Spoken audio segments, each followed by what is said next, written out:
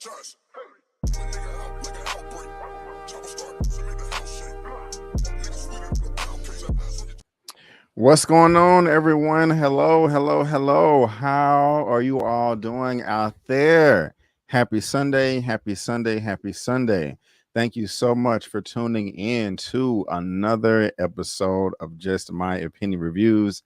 Guys, this is a full spoiler edition. We are talking the latest film from the legendary director, the Grand Master of IMAX himself, Christopher Nolan, again with his latest film, Oppenheimer. It just dropped this Friday, July 21st, 2023. And it's going against Barbie. And so, as you're in the chats, let us know what you thought about Oppenheimer. Also, what you thought about Barbie. I still haven't seen it myself, but I do want to see it. But I have seen Oppenheimer more than once in a way.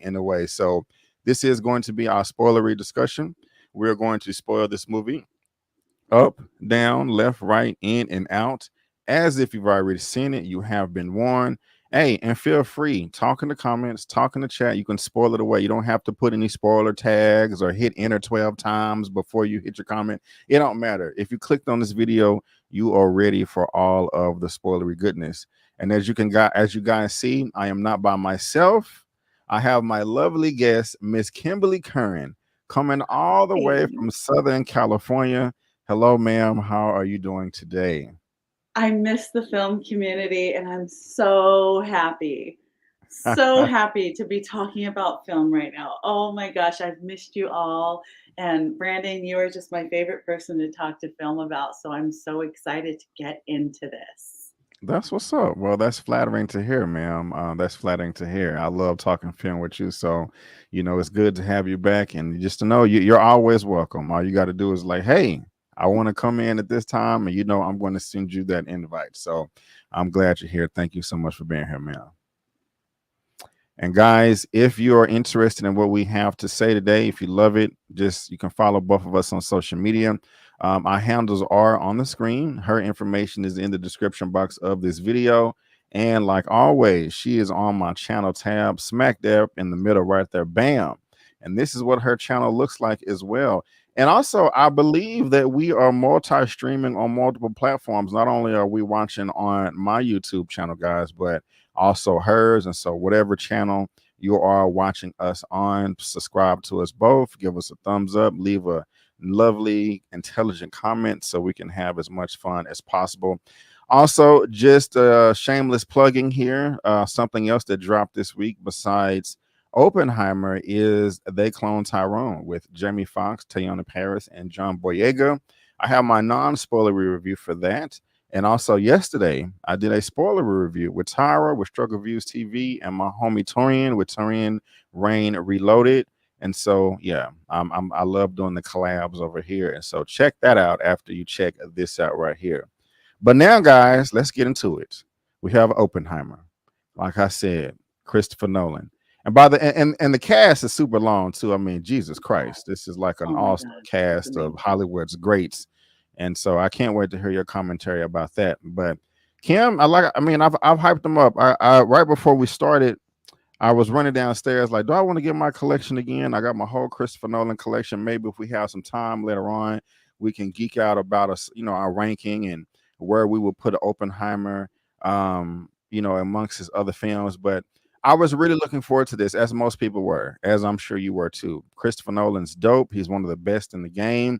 And his movies are not just movies, they're events. I don't know if they can compete with the Avengers as far as hype, but they are up there. They are up there. They are up there. I mean, what he does with his movies inspires me to just go further with the subject material than what's in the movie, especially from like Interstellar. Like I'm really big into black holes and time travel and relativity and all of that. But this is based more on, I don't want to say that's not based on reality, but this is based more on reality. Oh, it's more World real than War we want it to be. I'm sorry. More real than we want it to be. Exactly. The story of the building of the atomic bomb by J. Robert Oppenheimer.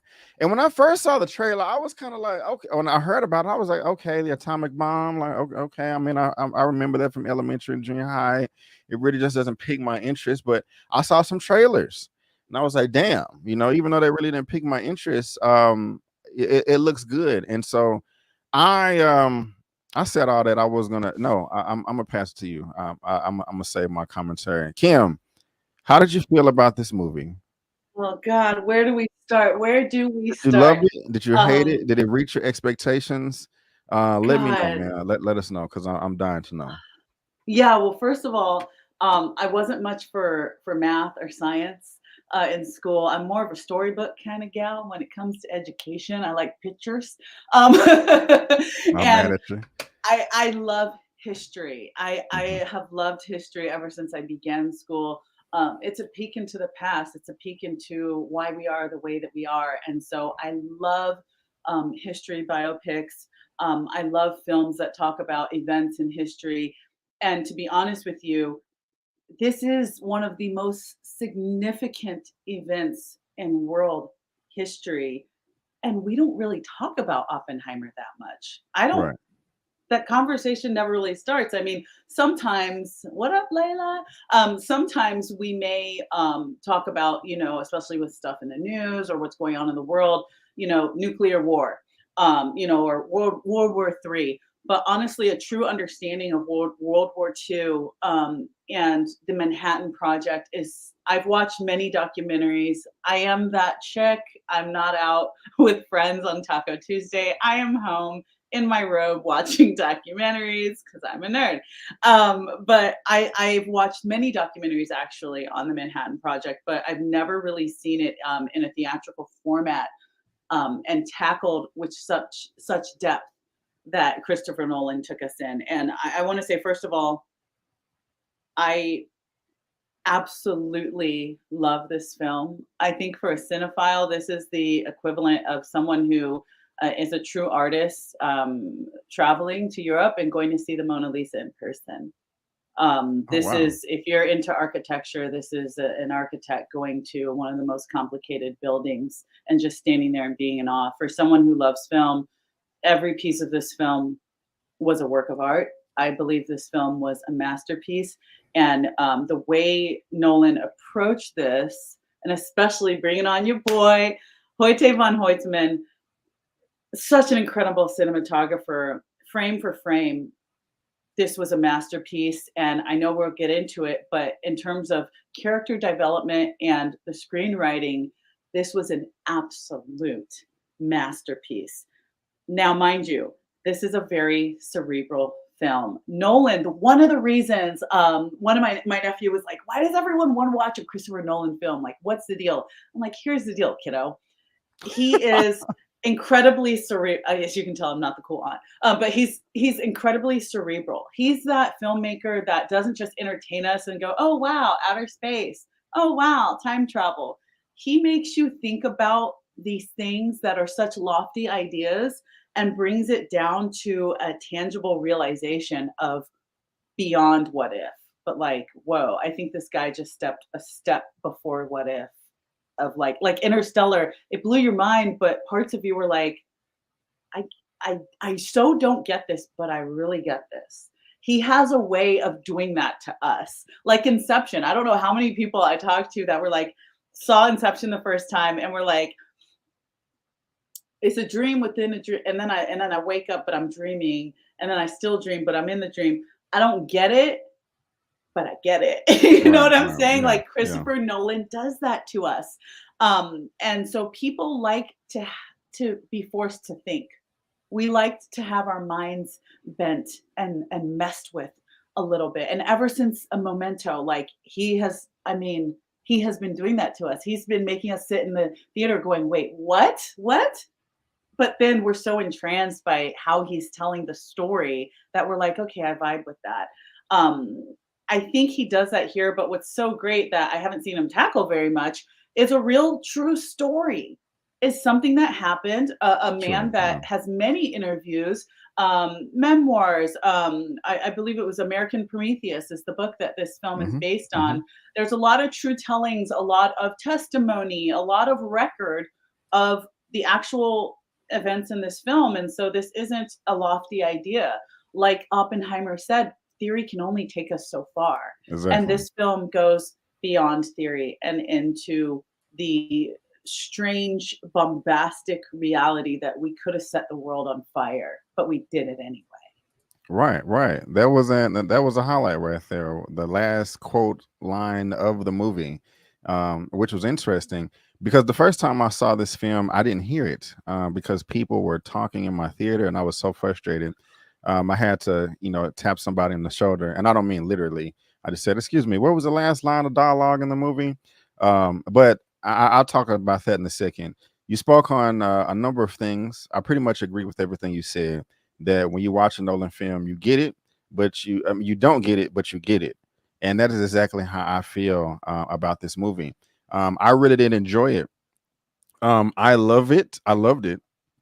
However, it wasn't my favorite movie out of his, but at the same time, I really can't point out anything that I didn't like about the film either.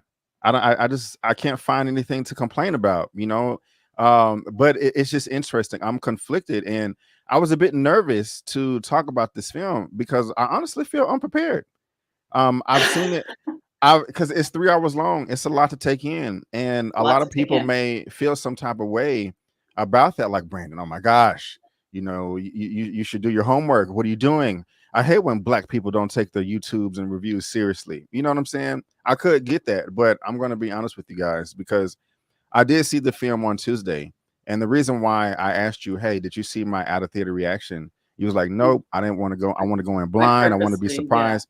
Kimberly, I fell asleep the first time I watched this on Tuesday, and I was like, "Oh shit, how am I gonna do a What? review?" And You so did yes, what? I fell asleep. I was, I felt, Speak no and not more. right, not What? once, but not once, but twice, not once, but twice, and Look, Brandon, that's it's a bit understandable. I'm upset. I'm mad at you. I'm gonna hold it against you. But I do understand because here's the thing. People know, especially after Christopher Nolan tackled Batman, people expect to have their minds bent and their action senses satisfied because Mhm. he has some of the most interesting, explosive, whoa, what just happened action set pieces, right? Um, if that's what you're going for, if that's what you think you're going to get, drink some coffee, have an espresso beforehand. You're not going to get that. He's usually 50-50 with action set pieces and being thoughtful and cerebral. This is 90% cerebral, Mhm. and 10% of the action comes through the dialogue, the scientific dialogue, where you're going, I don't know what you just said, but that was really interesting. That's how, I don't know what those Yeah. numbers mean, but that sounds sexy. That's really what you get here. So people, if you haven't seen it yet, please have a coffee beforehand. This is something that's going to make you sit back and be amazed, as opposed to Interstellar, Inception, Dark Knight, where you're like, this is just wow. It's wow in a different way. It's incredibly thoughtful. But please tell me, Brandon, that the second time around you took a nap beforehand, my friend. Please tell me that. Yes, but and before I tell you that, I gotta be honest. You gotta come on here more. Like your mannerisms and the way you're acting. Like I'm goofy. you're imitating me. You're emulating me quite well. That when I was in the theater, because Is I this was going like accurate? this. I was pondering and leaning forward at certain points in time. But yes, to answer your question, I made sure I did that. I was like, okay, my movie starts at 9:15 down the street. I'm going to take this nap at 7:30. I set 3 alarms. I had my I had everything ready, my water bottle by the door, and yes, I went in there refreshed. Even got me a $10 bucket of popcorn, and I never buy popcorn, so All I was right ready. now. So the second time I saw this was Friday, and unfortunately, I did not. And another reason I said I feel unprepared is I didn't get to see this in IMAX, and that is a bummer to hell. The excuse me, the screener on Tuesday they had a snag, a mix up with the theater, and so they had to Oh put us in a no. regular one. And in my area, we only have one real actual IMAX theater, like auditorium. The other ones in the Metroplex are just like Limax, they just kind of Got it. enlarge the image. So that is a bummer because he shoots this with IMAX cameras, but I got my rest. I was awake and attentive from beginning to end, and I thoroughly enjoyed it. And I, again, like you, I was saying to myself at certain times, like, okay, I understand this, I understand this, I understand this, and I remember this name. And when we was watching the film, sometime when they're talking about the German scientists, they would flash a picture to remind you. I was able to pick Yes. it out even before that. Like, okay, no, I worked with him over in Berkeley, or Caltech, or Europe, or wherever.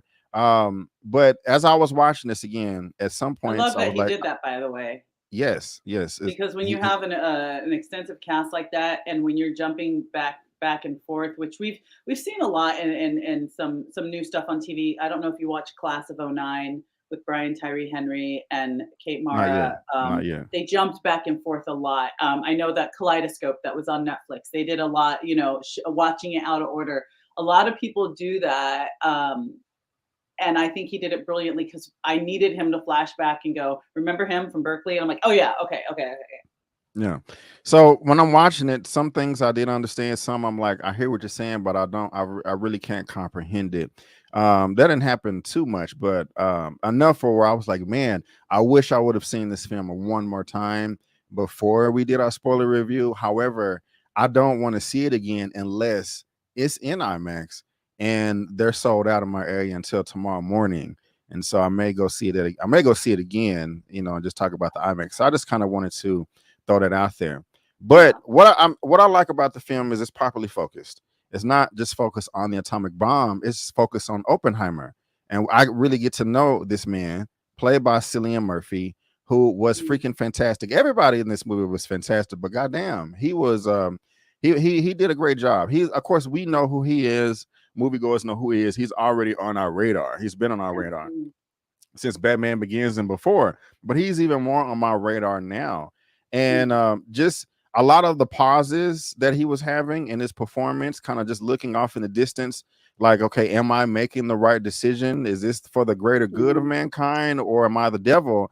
It was great. He's Yeah. emotion melting with his facial expressions, just like, and He's he did that all throughout. I loved it, and it's absolutely. not it's and it just didn't. It's not just about the bomb. It's about Oppenheimer, the title of the film, but not just him in the bomb. Like all of the surrounding parts of his life that molded him into the person that he is. Because we got a lot of Absolutely. information about his relationships, the Yeah. women that he was sleeping with, and that's very Mhm, interesting. Nolan mhm. didn't have to include that at all, but I'm really glad he did, because this question, it's a moral judgment on like who you are. And we got to see who Oppenheimer was. We got some Yeah. religious and spiritual debate, the dialogue in here, political, Communist Party, this and that, Yes. somewhat even And a vice courtroom versa. proceedings, and it was just so much wrapped up in this film. And of course, we have all the technical stuff too. All of that was fantastic. And just the way Christopher Nolan told the story with the editing and the visuals, like Oh the gosh. cones of silence, or towards the end in that I room really wanna where, talk about that too. Yeah, yeah, no, yeah. Yeah. towards the, I don't know the actor's name. You know who I'm talking about. I was gonna say the white guy, but everybody was white in this movie. Jason Clark. You know, okay. Jason Clark. When Jason Clark Yeah. was Yeah, my drilling dude, yeah. him, and it was like we were seeing, Roger Ross. Yeah, he played Roger Ross. yeah, we were seeing Oppenheimer's reaction to getting berated in that room, but it was like a bomb was going off and the room was shaking, and I was like, It was this is so crazy. yeah, I let's don't get know, into that. this guy right here. If you guys don't know who Jason Clark Yeah, is, but Jason Clarke did a fantastic job. I loved all that. Yeah, there were a I think lot he of knocked it different out the themes. park. So Yeah, yeah, absolutely. Yeah, go go there ahead, go was a ahead. no, there was a lot of different themes, in this film, and you brought up a really good point. One of the major themes that I gathered was not so much a theme, but the idea that Robert Downey was incredible. We're gonna talk about him. We the the people that we consider the major decision makers of our lives, we think normally in our society, we get to vote them into office, right? Hmm. We get to go vote. We get to campaign for them. We don't vote in scientists. We don't vote in doctors of philosophy, maybe the attorneys general, but we don't vote in um, doctors of physics. We don't Mhm. vote in chemists. We don't vote in some of the people whose very hands, and I mean that literally, their hands are doing experimentations that result in major decisions that are made in what we put into our bodies, what we allow into our atmosphere, what's running in the subways, in the pipes, the gas in the pipes underneath us. Some of the most important decision makers in the world, we don't get to vote them in. We don't get to have any say about how much power they end up having and how that power gets in their hands. And that's something that I think Nolan explored in this film, is how we as people are so incredibly complicated and how delicate life is. The fact that so many lives were put in the hand of a man that was, I don't believe Oppenheimer was a villain at all. What this film explores is, let's go into the details of this person's life who literally held each and every life in the world at that time in the 40s in the palm of his hand. Mhm. Mhm. Let's go into his mind, let's go into his family, let's go into his psyche, let's go into his social settings and really explore. Was he a villain? Was he a martyr? Was he compassionate? Was he cold? And the reason why I think this is, I believe, now you might disagree, I believe this is Christopher Nolan's greatest film. Because Mm. I think an action set piece, while complicated and while there is a challenge to do an action set piece correctly, in which I feel like Nolan knocks it out of the park all the time, from Dark Knight to Inception, the hallway scene when they're fighting as in anti-gravity. Are you kidding me? How many people can do that? I'm not saying he's not a master at action, but I'm saying to tell a story like this without so much action and to have to really convey horror and terror simply through your screenplay, that is a feat that is so incredibly difficult. I mean, this is it's a slower film, and yeah, I know you fell asleep. And some people, if you're not ready to get your thinking caps on, kids, get your Mhm. thinking caps on because this is a Right. thinking film. If you're not ready for that, yeah, you might fall asleep. But to come out of his normal action personality and come into something totally cerebral and to explore simply the human condition, that is incredibly difficult, and that's a tough story to tell. And that's why I think this is one of his most brilliant screenplays, or adaptations of a screenplay. He adapted it from a book, but Mhm. it's one of his most brilliant accomplishments is Oppenheimer, because, like you mentioned, and something that I picked up on, it showed me, like, now that I think of it, oh my God, Oppenheimer. If you remember in the film, he talked about, and they did a great visualization of it. They There was a small percentage, but there was a percentage that when they did the test at Trinity, that they could have set the atmosphere on fire. Mhm. Mhm. They could have set air and water. They could have vaporized the ocean and vaporized people. Although it was a small chance, or as Oppenheimer said, it's nearly zero. Yeah, near zero. Nearly, Yeah. nearly. That, you know how many things have happened in history that were in the smaller percentage instead of the larger percentage? A whole bunch. The I can fact that imagine. nearly could have been a very real reality, we wouldn't even be sitting here. I do wanna know, what is that man like? Who are his affiliations? And I think one of his biggest crimes that I think was great in the development of his relationship with Lewis Strauss, played by Robert Downey Jr., one of his greatest crimes, if you will, was just being open-minded to so many different people with so many Mm. different ways of thinking. Yes. Yes. Because Yes. like he said, he wasn't a communist, but he was open to hearing. He was that guy Right. that there's not many guys like that today, that I think there should be more, not guys, but people that say, "I don't agree with you. I don't agree with your politics. I don't agree with your religion, but I'll sit and I'll listen.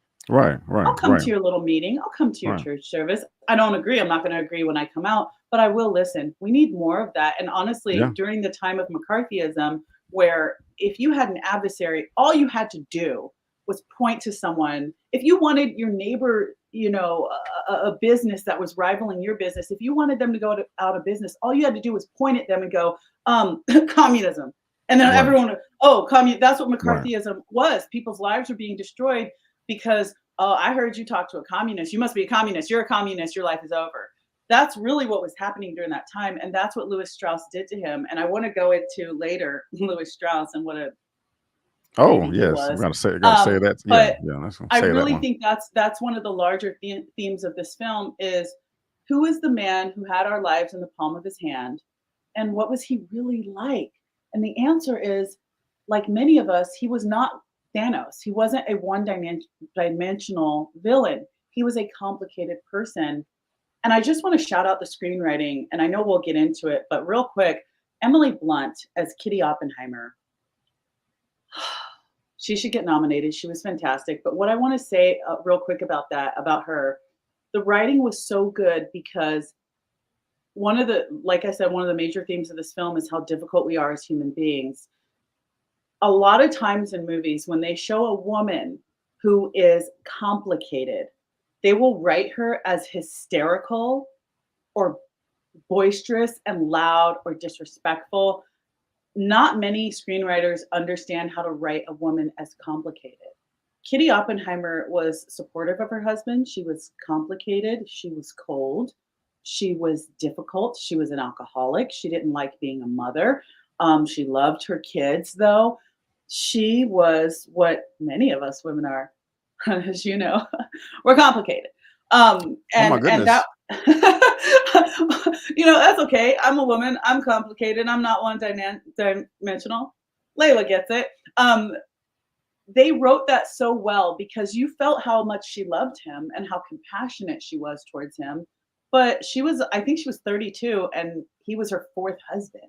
This is a complicated woman. You Yeah, know, she was. she Yeah, she was. she Yeah. supported him, but that one fantastic scene where he had the affair and the woman he had affair with, played by Florence Pugh, died, and I saw so much compassion. She went on a horse to find her man, to find her husband. She was on that horse riding around looking at in New Mexico in the mountains, like, oh my God, something happened. Where's my husband? When she found him, she was so compassionate. And she ran to him and picked her man up and was like, baby, what's wrong? What happened? And the minute he said, the woman I was having an affair with killed herself, she grabbed him by the collar and say, you don't get to sin and then make us feel sorry for you.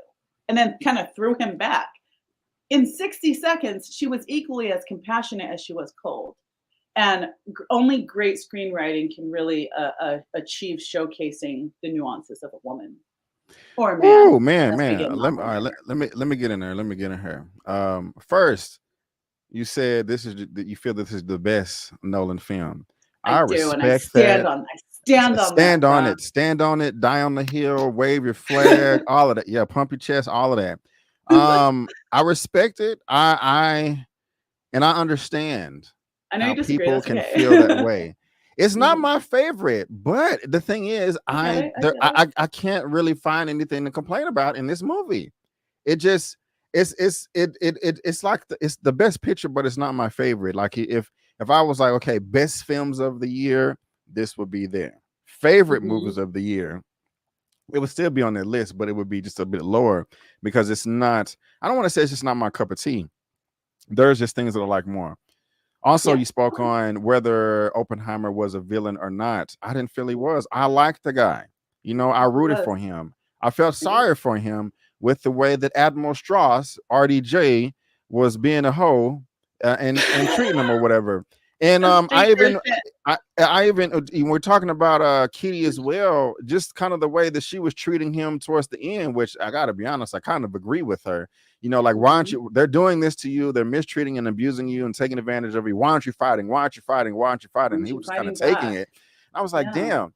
But also about Kitty and his previous lover who did not like the flowers. It's so funny because he was like, women are complicated, but she was so damn toxic. She Like, stop was sending so me flowers. toxic. Yeah, like stop sending me flowers. Okay. Wait, wait, like don't call. It's like you say that, but then Jean you call. Well, Tatlock. don't answer. It's like, what?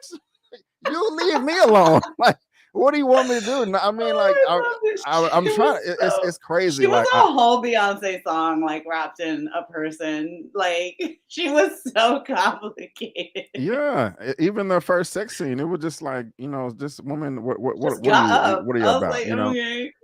And the thing is I even kind of forgot that line of dialogue that you said that she went to go pick up Kitty went to go pick up her husband, and then he said what he said, and was like, wait, you don't get to sin and then try to make us feel sorry for you. Well, she's such a hypocrite because she was doing the same thing. She's out here on the mountains with Robert here talking about her past relationships, and he just sweeps off her feet and kisses her. I'm like, so, and then you can't get mad at him And she later on, but divorced her husband. Like, they had right. an affair. It's just Like a again, you are a cheat yourself, so don't get mad at him because he wants to dip his toe in the other pool. Like, I was just like, oh my two god. wrongs And don't so, make a right. and the thing about it is, I was like, I was going back and forth with how I felt about her, because it's, for one thing, for the writer to write a character a certain way, but True. if the material is based on a true story, you can only True. judge it so far, just what the Yeah. performance is. So I'm asking myself, okay, was she really like this? Did they stretch this a little bit about her character? Was this accurate, or was a lot of it made up? I want to I don't feel think that it was accurate. Go ahead. I think so no, sorry to cut you off. No, I think so because he did such a good job showing how complicated she was. If you think about it, a lot of times we have our protagonists and our antagonists, and they are just directly that way. Like, for example, Louis Strauss was easy to portray that way because he was a villain in real life. Man, yeah. Like Hitler is one of those people. He's a villain. Okay, point blank. Period. He's a villain. But then you have just complicated people that are like I the reason I do believe Kitty Oppenheimer was like that because that was such a real portrayal of how gray we are as human beings. Hmm. And it's very difficult to capture the gray in people in a film because in a film we want to know who I should hate and we want to know who I should like. It's like Oh, Captain nice. Okay. America. Right. Day one, I know I like him. I know I'm gonna like him, even when he's troubled. I whatever choice he makes, I'm gonna like him because I know him. We as human beings are so gray, and Nolan did a phenomenal job of really showing who's gray, who's black, and who's white, or who's good and who's evil, and all that. I think that's again, that's just great screenwriting right there. Yeah, and this movie makes me want to go back to college, and learn as much as I can. Like, after we have this conversation, throughout one of the things that I really get a high off of is when we have these movies like Oppenheimer or Mhm. Mars from Uh, who did that? Kenneth Branagh, did he direct the, that? Kenneth Branagh, not the Mars, Martian, but the The Martian. Martian, the Right, right. Martian. Was Yeah, that Ridley Scott? yeah, really, Scott. Ridley Okay, Scott? sorry. Yeah, really, Scott. Mm, When we have stuff like Oppenheimer or The Martian or mhm, Interstellar mhm. or or for fan or the Fox, the Michael B. Jordan Fantastic Four movie, I like to see real life scientists, chemists, physicists, engineers, mathematicians. I like to see their perspective on the movie, on how real it is to life. I get a high off that. Like, I don't know if there's a Um, black, and especially if they're black. I love Neil deGrasse Tyson. mhm. His commentary. I listen to him every other day. His commentary on The Martian, and so I want his commentary on this right here. Yeah, Dr. Clifford V. yeah, Johnson is a dark chocolate physicist that I discovered 10 years ago. Talks about string theory and stuff. He gave his opinion. I know you've heard of Screen Junkies. yeah, Um, yeah. is it Scott Mance? Is it the Scott Mance? It's not Scott Mance. It's some other Dan guy. Murrell. Not Dan Murrell. That he was. He's. I don't. I'm not. No shade. He's real small, and he has dark hair, but he had a segment like called Movie Science with Screen Junkies, and he had Dr. Clifford V. Johnson, a black physicist, on there talking about the ins and outs and the details of the movie. I cannot Mhm. wait to see that about this movie.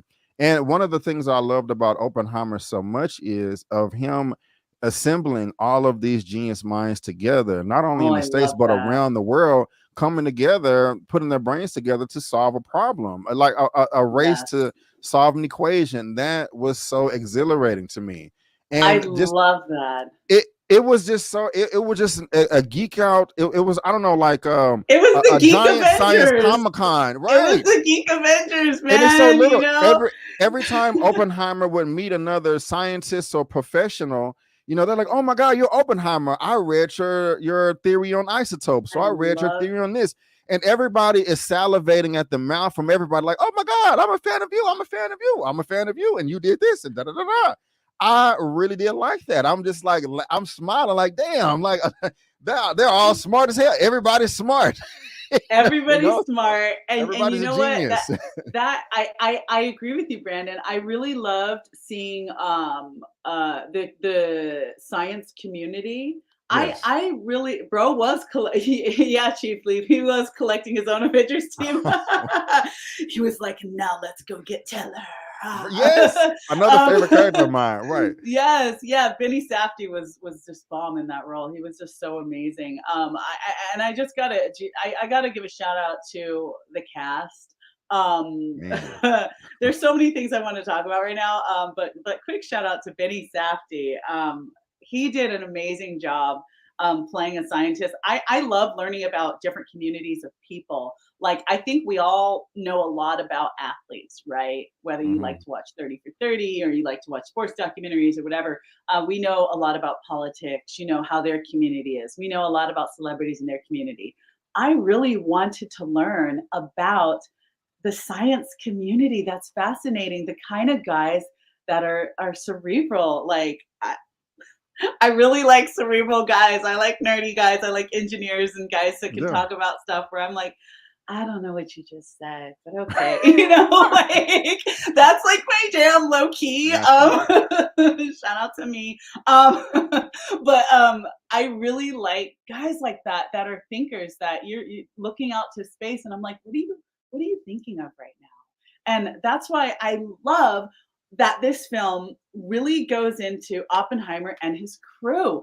I think some of the interactions, the one of the most amazing things to me were that this was a fraternity of world changers and history makers, right? He ran into, is it Heisenberg? Hmm. Hmm. Early in the movie, Werner Heisenberg, who actually ended up, if you're a history buff and you want to correct me, I welcome it. But I believe, according to my memory, he helped the Nazis. He ended up helping the Nazis. Um, I believe he ended up being a major villain later on. But Oppenheimer, he read his papers, and he was a huge fan. Oppenheimer was a huge fan of his. Yeah, Matthias.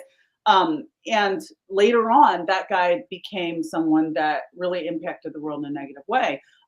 One of the things with you saying that, of all these scientists coming together, that I want to highlight, that I thought was incredibly fascinating about a man I want to know more about. And I want to see, if there's not already a film about, I know there's different films where Einstein is in there, but I would really love for Nolan maybe to do the Einstein story. I so enjoyed the relationship between Oppenheimer and Einstein. I thought it was Yes. really beautiful. I thought it was, they weren't like besties, but they were brothers in science. They Right. were both world changers and history makers. They were both men who understood the weight of their passions, and who could understand each other's difficulties in carrying the weight of their passions. And with that, I want to ask you what you think Strauss's freaking problem was, man. What was your interpretation of Strauss and his issues? I wish I knew what his issues were, but he was just a disgusting human being, man, an insecure whiny baby bitch. Yeah. To sum it up, I like, didn't want to say it, but you man, said it for me. petty Yeah. petty level 9,000, man. Like, Yeah. he Super was just petty. I don't, a lot of people misuse this word, I may be, but a narcissist, ego Absolute, driven, absolutely a narcissist, just 100%. ridiculous. I mean, Yeah. just you have to win an argument. You can never be wrong. Yeah. Super duper insecure. I mean, to do Sneaky. that, the lengths that he Yeah. went through to destroy this man was crazy. Yes. I mean, It, it's it so was insane. conniving. Like, it's just, you he. No shame at all. No remorse. He's a No true shame, no demon in remorse. my opinion. I Yeah. didn't like him. I didn't. He needed his ass whooped. That's the maybe this would have been my favorite Nolan film if he would have got punched in the face or something. Um, You're like, they but didn't punch me in the throat. he I definitely deserved it. The acting was great. The performance Oh, was Robert Downey fantastic. Jr. Yeah, I man. think we needed after seeing him as the hero of Tony Stark for so long, um, it would to me it was a don't it was Robert Downey going, now don't forget who I am. Don't forget I am a Hmm. veteran actor. I go deep. And I really needed to see Robert Downey as the antagonist. I really needed to see him in a negative light. I think after seeing him play Tony Stark for so long, and he's just this hero and this martyr, I really enjoyed seeing him play the opposite. And it just reminded me of how incredible Robert Downey is. And on a personal note, he just real quick on a side note, he's an amazing American comeback story. For those who Hmm. didn't know, he was on drugs. He was in prison. His career was over. Mel Gibson actually helped him to get his career back. And I was talking to this is off topic, but I want to share it. I was talking to a young man one time when I used to volunteer in foster care. And this young man had gotten into drugs and gotten his life off track and said, I'm done. I can never get my life on track. And I actually shared a story with him about Robert Downey Jr. And I said, the guy Really? that plays Iron Man? He's like, yeah. And I'm like, do you realize his story is worse than yours? And Mm. he's like, "What?" And I told him about Robert Downey and how he went to prison and how he came back and it lifted this young man. And so for those who don't know Robert Downey's personal story, look into it because it's really amazing. He shouldn't even be here right now in terms of like all the drugs he took, but in terms of the crimes he committed, it's really amazing that he's made such an incredible comeback. And I truly would like to see a nomination for him in this role. He Me too. played petty very well. He played vindictive very well.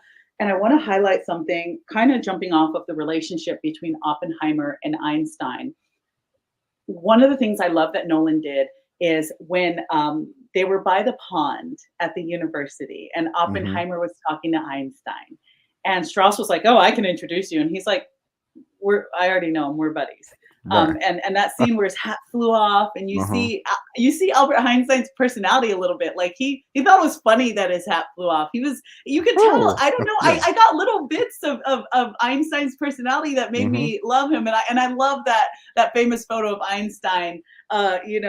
With his hair wild and his tongue sticking out. That's one of my favorite photos of Einstein. That kind of I feel like really tells us a lot about his personality. But Right, right. I like that Christopher Nolan kept that conversation a secret throughout the whole 3-hour film and didn't Yes. reveal till the end. Because Right. one of the things that Strauss was so bitter about, and that's dude, that's one of my favorite photos.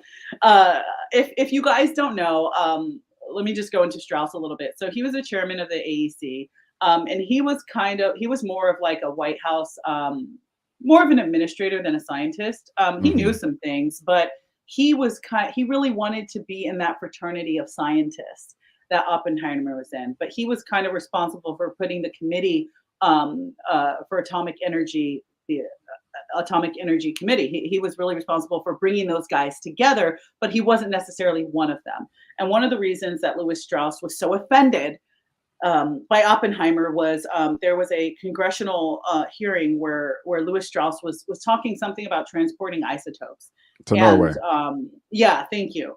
And Oppenheimer was saying like that's a joke, like you Yeah, can't, bad idea. dude, you Yeah. can't do that. And he put him on blast in front of the world. Right. He Right. Oppenheimer humiliated Lewis Strauss in front of Congress and in front Right. of everyone, essentially the president, and he was humiliated. He was embarrassed. I still don't know if Oppenheimer did that on purpose. I think he might have a little bit because I remember his lawyer saying, "Okay, that's enough. Like you went a little too far," and he's like, "Oh, did I?" So I don't really know what that was all about. However, the scene where Einstein and Oppenheimer are by the pond, and Oppenheimer says something to him, and the way Strauss reads the situation is he's talking about me. Right. It's crazy. He's bringing all the scientists against Right. me. They're Right. ganging up on me, and that's what I made him will a little destroy bit him. much. Yeah. I will Yeah. destroy him. But I love at the end we see actually that conversation with Oppenheimer saying to Einstein, remember those calculations I brought you? I realized I could have destroyed the world. And Einstein was saying, yeah, I remember that. And and Hmm. and after everything, Oppenheimer was confiding in his brother in science of saying, dude, I think I did. Yep. I think I may have destroyed the world. And that moment between them was Einstein not being able to say to his friend or his colleague, "Bro, calm down. Calm down. No, you didn't." He It's wasn't all able to good. say that. He had to look him in the eye and go, I think you did destroy the world." And that is so heavy for a man to weigh. It's one thing to make a mistake that you feel bad about. It's another thing to kill over 200,000 innocent Japanese men, women, children, elderly, babies, kids, and vaporize them and have that weight on you. And when I'm sorry, excuse me, when Einstein walked past Strauss, he was just in his thoughts. He wasn't trying to be mean to Strauss. He wasn't like, I don't care about you. He was just in his thoughts because he and his Yeah. friend just had a moment where they realized we have the world's lives in our hands, and I don't think I did the right thing. Yeah. And so he was just lost in thought. And this is an interesting thing about pride. And that I think that Nolan did a great job of showing his bitterness and his pride. It's like I wish I could say to Strauss, "Ain't nobody thinking about you, Otis." Yeah, bro. Like, Yeah. Get it's out your not feelings, about man. Yeah. you. Get out Right. of your Right. feelings because this guy that I don't know, it's debatable whether in terms of his scientific achievement, Oppenheimer deserved the Nobel Prize. Absolutely, because the atom bomb could have been a great protection for us, which we didn't end up using against the Germans. And that was one of the things that Oppenheimer was so distraught about because he was a Jew. And there was a beautiful scene where he was arguing with Matt Damon's character, who, shout out to Matt Damon. Very funny. He he was the comedic relief in this film. Yeah. He played Leslie Groves. He was so funny. He was like Mr. America, like can't get anything past me. He had some great comedic moments actually. Hmm. But he was saying to him, they're not putting your people in camps because Oppenheimer was a Jew. Hmm. And so this was when he was developing the atom bomb. What a lot of people that don't know the history behind it need to understand really strongly is when he was developing it, he was not considering dropping the bomb on innocent Japanese children and women Right. and people. Oh, excuse me, sorry, I dropped my foot. He was thinking about, we're building this in a race against the Nazis. We're building this bomb to fight the Nazis. We're building Hmm. this bomb to fight people that maybe Or had his bad. family members in concentration camps. So Right. in a way, this was personal to Oppenheimer. His passion was so intense when he was like, I understand physics like nobody else does. Let me do this. Let me have a seat at the table. Because his people, the Jewish people, were being annihilated under the Nazis. So that's why it was such a letdown for him. It was such a shock to him when Hitler killed himself and the Nazis surrendered. He was like, and his students, or rather the people at Los Alamos, the scientists, were like, okay, great, you guys, we made this achievement. We made a bomb. We can put it in our back pocket should the Nazis ever come back. But thank God we don't need it, right? And the Right. government, in that brilliant scene between Matt Damon and Oppenheimer, when he goes, "Do you think I should go to Washington with you, like For what? to give my input?" And he goes, "For what?" Yeah. In other words, and that was a quote actually in the film. One of the scientists, he was saying, "Man, they need us." And one of the scientists, I think Not until it they do. wasn't Teller, and he goes, "Yeah, until they don't." Right. Ah, Josh Right. Hartnett. Josh Hartnett. I'm sorry, I got to do a sidebar. Josh Hartnett, God bless his mother and his father. He looked incredible. And Okay. he played that role so well. One, I actually didn't see him in the trailers. And if he was, I missed it. I didn't know he was in this movie. Neither did And I. much like many of the cameos, let's talk about that. How'd you feel about all these incredible Oscar winning cameos? Well, yeah, let me back up, because you said a lot of things going all the way back I said a to, lot of things. There's so much to say about this yeah, movie. Oppenheimer and Strauss and Einstein at the pond. I love that scene as well. One of the things about, you said they're not best friends, but they're brothers in science. And Mhm. what I like what what Nolan did about Oppenheimer and Einstein's relationship is it was just so casual. You know, when we hear Einstein, we're like, oh my God, it's Einstein. Or if we were to, run into him at the grocery store, at the park, we were, oh my God, but it's like, what's up, bro? How you doing? Yeah, I read your book. I read this. Okay, yeah, I'll see you later. You know what I'm Right? saying? That was just really like interesting to me of how casual they were. And Yes, yes.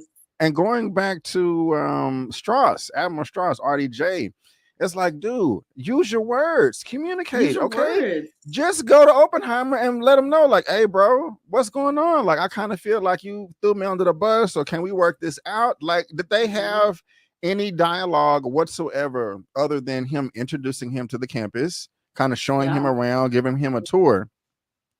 Other than that, they didn't speak. And so, just in real life, or on a personal thing, go to the party that you have a conflict with and try to work it out. Send them a text, a DM, an email, a phone call. But And this don't make it dude all about here, you. If people are yeah, whispering, there's so many people right now that are not talking to family members, that are not talking to best friends because somebody was whispering and they just know it was about me. it's crazy. Probably wasn't. I overthink things sometimes. Let it I go. do. Yeah. I do. I overthink things sometimes, and that's a flaw that I have. I know I have that flaw, and I'm working on it. I don't lash We've out at all done people. it. We've all been like, "I know you, you're talking about, oh, you looked at me like that." Maybe they have something on their mind. Man, Calm down. or Yeah. if you get upset because somebody didn't return your call in a timely manner, you don't know what they're going You through. don't know You know what what I'm they're going saying? through. It's just I didn't know. I mean, I knew this, but I didn't know this. Like, this is a grown man acting this way. Like, and like the thing about it is, you're intelligent. Like, look at what position you're holding right now. Yeah. Within the government. So you would think if you can reach that, you would have a certain maturity level. But apparently, he I don't know, he missed that day in school or something. Well, You here's know. the other problem with that is that what Strauss did is he prevented Oppenheimer for having further security clearance. Now, in the beginning, I gotta say, Oppenheimer, again, like I said, he was a free thinker, he was an open thinker, he was open to talking to people with other ideas, which during the time of McCarthyism will put you in trouble. If your friend is a communist, you had to make a choice. I can't be seen with you Hmm. in public, or I don't care, you're my friend. If you chose to speak to people, even talk to people, if you had a family member that was a active supporter of the Communist Party, you were ostracized. Your life, the government was after you. It really, you want to talk about cancel culture. There in the history of the world, there's been no worse cancel culture than McCarthyism. There really Man, hasn't. okay. Just accusing people of communism that are like, I walked past a place where they were having a seminar. Someone handed me a flyer. I didn't even know what it was. All of a sudden, your business is done. Right, You picked right, up a right, flyer about right. communism, you're done. That was the ultimate age of cancel culture, okay? We think we have it bad? No. The 1940s was awful. But what's interesting is Strauss prevented Oppenheimer for getting further security clearance after the Manhattan Project. My Hmm. problem with that is, like Teller ended up being the father of the H bomb, which is worse than the atom bomb. His input could have been used in the government for Hmm. further experimentation, for further committees to maybe let's do a nerve bomb. His mind was needed within the government. And although his affiliations were somewhat questionable, it was proved that the committee said, we agree that you're a patriot. We don't think that you're, committing treason at all. But Strauss being so petty actually could have affected the history of the world in another way because there's other Yeah. experiments that I believe we don't even know about in terms of weapons of mass destruction being created that Oppenheimer didn't get a chance to work on and lend his expertise and lend his scientific mind to because of Strauss's pettiness. He blocked him from ever getting security clearance with the United States government again. So it wasn't just like a petty annoyance. He actually really could have affected the history of the world in a negative way. And we get that with the H bomb, like because he didn't agree with Teller that the H bomb was necessary. One, because he saw the horror of what it could do. But Strauss's pettiness, it was a great communication from Nolan of what that did. And I love the aide, by the way. That aide that realized at first was on his side, on Strauss's side, and then he Oh was yeah, like, yeah. "Wait, wait, you did what?" And then he was Right. like glad he got, screwed Blasted. over. Yeah. So I Yeah. thought I thought that was good because that kind of gave me hope that there's still people that can recognize good and evil and have the wherewithal to stand up for it. I did like that as well. He was a bit conscious or whatever because I thought they was in cahoots. Like having their maniacal laughs together, like yes, but he was like, "Oh Yeah. no, you're a weak little girl." Yeah, I take that back, but you get what I'm trying to say. But I like get it. yeah, yeah, you get it. But Yeah, I do like that he got the pie in the face. Now, he you did. just asked me too as well, like all of these cameos that's popping up. Like I did not know that Rami Malek was in this heel Oh who my came and god, saved Rami the day. Malek, dude. I'm seeing him. Last time I seen him in Bohemian Rhapsody, and he's jamming about this city, oh yeah, which I love, freaking amazing. One of my favorite movies of this year. But in here, he's putting Strauss on the fire, and I like that. Dane DeHaan, also Gary Oldman as President Truman. I like as Harry Oh Truman. man. I like that. I Can was like, oh my god, what are you doing here? Get him out of here, this crybaby. I love that too. Oh my So yeah, yeah. gosh. Can I just say 5 minutes with Gary Oldman in a movie is worth it. If that's all we get, I'll take it. Mhm, Uh, mhm, it was mhm. such a short cameo. Gary Oldman, I'll take a 2-hour movie. I'll take 5 minutes with that man. He's And yeah, phenomenal. and But I David brought that up Dastmalchian too. did a really good job too. Who is that?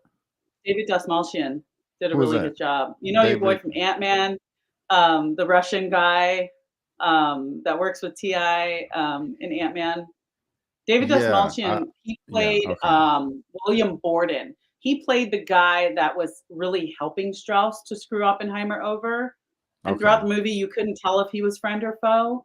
I thought he did a really I was very happy to see him, see more of him in a Nolan film, and again, I love how directors have their crew, yes, he was. I love that, Martin His Scorsese has his crew, certain people have their crew. I love Nolan's crew. He's always unfortunately, Michael Caine, I heard, wasn't able to, like, schedule-wise be in the film because I would have loved to see Michael Caine anywhere in this film, but I love man, that he's just got this crew that he rolls with. Like, you're always gonna see certain people in a Nolan film, and everyone always has a different feel each time. But Jack Quaid was in this very minimally, but he was the scientist who kind of brought levity as well because he would always bring his bongos to the meeting, and you're like, "Why do you have bongos? It's a test of a nuclear weapon." He's like, "We gotta celebrate, bro." And I was just like, "This guy is so wild." But I really love kind of this up and coming crop of actors that to me um, are the next Killian Murphy and the young guys, Josh Peck, the Disney kid. I thought he did a fantastic job as the guy that was pressing the button. That's what a heavy thing to carry. That test scene at Trinity, which is where I felt like a lot of these great cameos came together in such a powerful way. When I think about somebody said in the early reviews of this movie, one of the critics said this is the most terrifying horror movie I've ever seen. And hmm I remember being in high school and learning about the Manhattan Project. And like I said, I like picture books. I don't really read that much, but no, I'm kidding. But I remember being a sophomore in high school and going to the library and getting National Geographic magazine, which to all the young kids, it was like this magazine that had real facts in them. And I remember seeing that famous shot of the little girl that was a victim of the atom bomb, and she's standing there and she's trying not to hold her arms near her body because she is burned on like 99.5% of her body.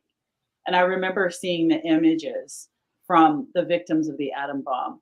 And when I heard that critic say that, I was worried that we were going to get a scene that actually Ugh. showed the bomb going off around the people. And, You know, let me jump in here, or yeah, give me yeah. or finish what you're saying. But remember, I want to comment based off Oh, what you're saying absolutely. now. No, the kind of only film footage, I'm sure there's more, but that I've seen was in Wolverine. When Wolverine, the atom bomb went off and Wolverine got in the whole with the gentleman, and Wolverine, of course, after he was burned, he healed. But that's kind of the most realistic portrayal I've seen of what happened in that village in Hiroshima and Nagasaki. And um, I was afraid that this film was going to go there. I didn't want to see flesh burning off of a 5-year-old. I didn't want to see families being completely vaporized. I didn't want to see just the physical, what happened physically with that. But I Hmm. have to say the screenwriting was so good because again, they were saying so many scientific things that were going right over my head, but I understood the gist. The writing was so good. I was terrified in the ones and zeros of this film. I was Hmm. terrified by the descriptions of the science as he was explaining a little bit of and Killian Murphy even said, "Oh, don't even ask me what what I said meant because I do not know." But when he was speaking scientifically about splitting the atom and what that means and how ahead they were of the Nazis in terms of the science. And something happened in the news where they were like, look, the Nazis tried to make a bomb, but they screwed up. And he was like, see, we are ahead of them. Right, right. Just the science, the talk of the science alone was so terrifying. And again, that's why this is one of Nolan's, I believe, best films, is because he drove home how completely terrifying an atom bomb could be to the world without showing me skin peeling. There was one scene in the Yes, and gym. There was one scene in the gym. hold Go on, for it. Go yeah, for it. right, Go right. for it. Go for it. Go for That's it. how I was trying to come in. Go for it. Yeah. Before we go there, because I was about to say he did show it in the gym, but Yeah. One scene. the reason why I left this comment up because I wanted to ask you about this David this I can't This say that motion. this Martian Borden. He was the tutor, excuse me, at the very beginning of the film, correct? That was giving Oppenheimer a hard time in the laboratory, kind of picking on him. Mhm. And he tried to he was about to poison his apple. Oppenheimer, that's Borden, No, correct? That's no, not Borden? no. That was actually that was a tutor of Oppenheimer's that later actually won the Nobel Prize, who he didn't like. That was just a, and that was true. He did poison his apple. But no, actually, Borden came in later. He was more so working with the AEC Oh, and okay. trying to discredit. Okay, okay. Now, how did you feel about the gym scene? Because I did see another review or two, and they spoke about this scene specifically, just how amazing it was and breathtaking, Amazing. etc.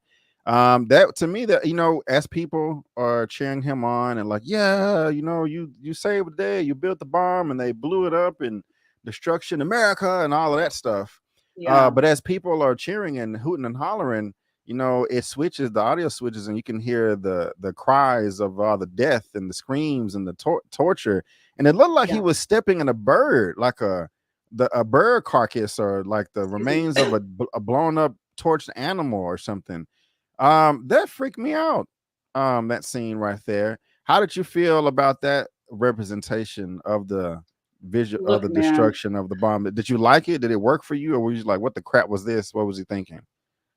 that was my scene. That was my favorite scene in the whole film.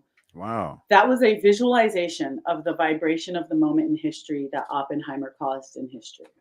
Hmm. That was the visualization of the exact vibration because obviously behind him the wall started to vibrate as he is going through the gym. And for people who need a refresher, after the atom bomb, after it, the test succeeded and the bombs went off to where they were going to go, everyone was kind of celebrating. They went in this gymnasium to kind of have a pep rally, if you will. That Nolan did such a great job of showing how we can be in the planning stage of something, right? In the excitement of a moment and so excited about something, but there's that moment where you come down and you start to realize the repercussions of your actions, or you start to realize the impact. It may be positive, but you may be like, wow, I'll never be able to walk into a grocery store again. Like I'm famous for Hmm. the rest of my life. Um, that he showed through the vibrations in the scene of the camera work Nolan, Oppenheimer feeling, okay, guys, we did it. Oh my, Well, oh, gosh, we did oh it. my Yeah, God. Oh my yeah. God. What did I do? What did I do? And I don't know if you caught this, Brandon, but shout out to the sound design team Oh in yeah, this film. Shout out to them. They did an impeccable job. The score by Ludwig Göransson was incredible. Um, man. there was a scene where the people were cheering and they were stomping, and all of a sudden the crowd goes silent and you hear this scream. And it was within the people start cheering again. So the scream was kind of meshed in there. I don't know if you caught it, but it was the scream. I clearly caught it. It was a scream of a child. Oh yeah, I definitely heard it. Yeah. Yes. And then as he goes through the hallway, it gets louder and louder. But that first scream, what's interesting to me that I want people to remember in terms of sound design and how this all works is anytime you're in a film, whether it's a grunt or a screen, you have the voiceover department or Foley or you've got a department that's listening to hundreds of different types of screams, right? And if you're a parent, you know your baby, or if you've been around a baby, babies have their hungry scream, their tired scream and crying. There's a lot of different types of screams they could have put in that moment. The sound department was incredible because I heard that, and for me, I was like, that's the sound of a child being burned. That's not Yeah. a scream like, ah, oh, ooh, what was Yeah. that? Or ah, a scary man. That was the scream of somebody's flesh burning. And again, Nolan did a great job of showing us the terror of the atom bomb without totally showing us a complete scene. There was that scene where he was, like you said, Brandon, where he saw the girl and he was just imagining her face being Oh, that was awful. vaporized. Yeah. But I want to say Ugh. I appreciate that those were glances and they were flashes, but I appreciate that there was no like 2.5 minute scene where we saw people walking in a village carrying their stuff and all of a sudden see Right. them blow away. I didn't want to see that. I didn't need to see that. I totally got that from that scene. And visually, Hoyte von Hoyteman did such an amazing job with the distance of the camera for me really captured Killian Murphy's um, facial expressions. He's a lot like Denzel Washington in that he doesn't need to say anything, and I know exactly what he's thinking. Yes. Killian Yes. Well Murphy has said. this way of staring off into the distance, and you can feel the exact complications that he's having within his psyche about what he just did. Well said. I really felt sorry for him. I really did. So very sorry Because for him. he was very. It was I think it was Josh Hartnett's character towards the beginning of the film that called him naive. Like, take your politics out of the laboratory. Stop being so Yes, damn naive. Like yes. I think he says something like I vote for immigration, but I don't want to talk about it, which was very, very interesting. But Oppenheimer was a bit naive, and I felt sorry for him because he had no idea what the people at the top were capable of and what was going to do with this bomb. You spoke on it earlier, like, hey, when he was talking to Matt Damon, like, hey, can I come with you to the meeting? And he's like, for what? Like, he was just like completely blindsided, had no idea. And even towards the end where they tested the bomb and they made it, and they're packing it away, he's just trying to give him advice, like, okay, hey, the higher you drop it, the less damage it'll do. And the guy's like, yeah, we got it, bro. I'm like, what do you God, mean? This is that right ridiculous. there, I that was so hurt. pride of the government where he's like, and the guy with the aviator, it's like, dude, he wasn't telling you how to fly. He wasn't telling you how to start the plane. Yes. He is a scientist, and not only a scientist that uh, understands this bomb, he is the scientist that came up with the theory that made this bomb work. If yes, he built it tells from you that you need scratch. to, if he tells you you need to drop it from higher than you're planning on it, shut up and listen to him. Yes. He's like, I got it from here. I don't need you to tell me. He's not telling you how to fly, genius. He's telling you I, about his bomb that you have, right. you crazy Yes. person. What the heck? But to It's your point, crazy. I totally shut up, dude. Just calm down, calm down. No one's telling you how to fly. Right. But I totally agree with you, Brandon, in that Oppenheimer was naive because remember, and I heard somebody I was standing in line to like walk into the theater, and I heard this girl behind me was like, "Why should I feel anything for this man? I mean, he created a bomb that Oh like Lord. hurt a lot of innocent people." And it's like, you guys have to understand, he was a Jew. He was a Jew. at this time, it's one thing for America to be at war, like war, you got World War II happening. His people, his bloodline, his relatives, his people were being put in concentration camps. When you think about Oppenheimer, you need to remember that his family, they were immigrants. They were Jews. And at the time in World War II, the Nazis were killing his friends and family back Hmm. home. You have to understand when he was creating this bomb, when he was putting his knowledge to application that would help the government, he was thinking about his people. He was thinking about look at what the Nazis are doing, and at different points in the war when the Nazis were winning, obviously, of course, they lost, but at different points it got very scary for America because they're like, are they going to put us in camps? Are they going to, you have to understand his point of view in the war with the Nazis. He was not thinking of hurting Right. a village in Japan. Japan actually, although they were involved in the war, until later, until after the Nazis surrendered, we have to remember Japan wasn't a part of the conversation until they were, until that scene where you get where the guy is saying, don't drop it here. Me and my wife honeymoon there. Drop it in, Right. That Nagasaki. was And when yeah, go ahead, go that ahead. was crazy. No, no, no. That was just crazy to me. That I Yeah. like that scene, but it was just It showed um the government and how they can cold they take are. something and be so cold because when You're he right. was suggesting Nagasaki, because they also call him out and they're like, Robert, you suggested Nagasaki and Hiroshima. He wasn't suggesting it for any political reasons. He was talking about mathematical measurements of distance. He had no qualms with Nagasaki or Hiroshima. He had no reason to go, you should drop. The reason why Oppenheimer suggested that they drop it in Nagasaki was how big the land was, and it was sheer calculation. He had no Right. political reason to suggest these people, and people have to remember that he wasn't a villain in that way. His point of view was strictly very personal, being a Jew and also being a scientist, just in terms of the numbers. And It wasn't also, big. and in addition to the well said, and I agree with you 100%.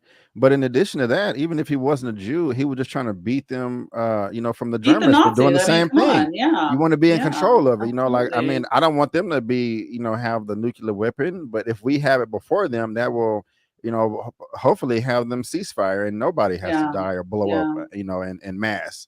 Yeah, And absolutely. so, And he said that. Remember when he said, did you catch that when he said, I think he was talking to excuse me. Damon, I think, and he was saying, why and that's when he was showing his naivete of you're a scientist. The political conversation, that's like not you, that's not your part.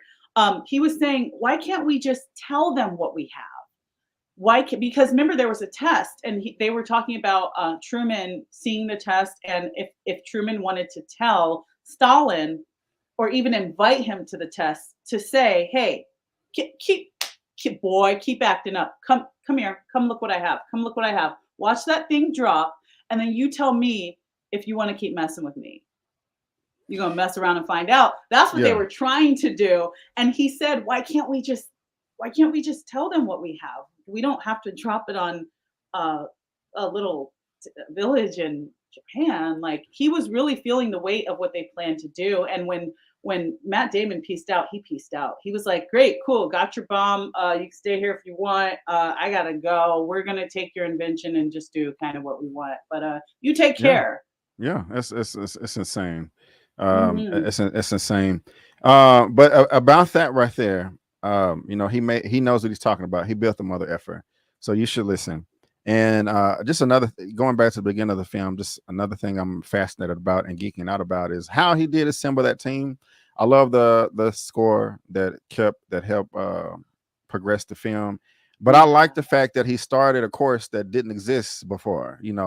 Um, when he That wasn't was what so cool. yeah, when he was in Europe, or I forgot exactly what country. He I was like, think "Hey, I in gotta get." He was talking to England? Heisenberg, I think. He's like, "Hey, man, I gotta Yes, get it back to was. America." He was like, It was. "Why?" He's like, "Ain't nobody taking quantum mechanics seriously over there." He was like, "Well, shit, let me be the first." You know what I'm saying? Yes. And so that's when he met, Josh Hartnett's character, and they was building the electron machine or something. Yes. And he's Yes. like, "Hey, when's your next lecture? I got one in 10 minutes. A seminar? No, just one pupil." The guy One walks in there. student. Oh, I think I made a wrong turn. I turned right. I should have went left. No, no, no.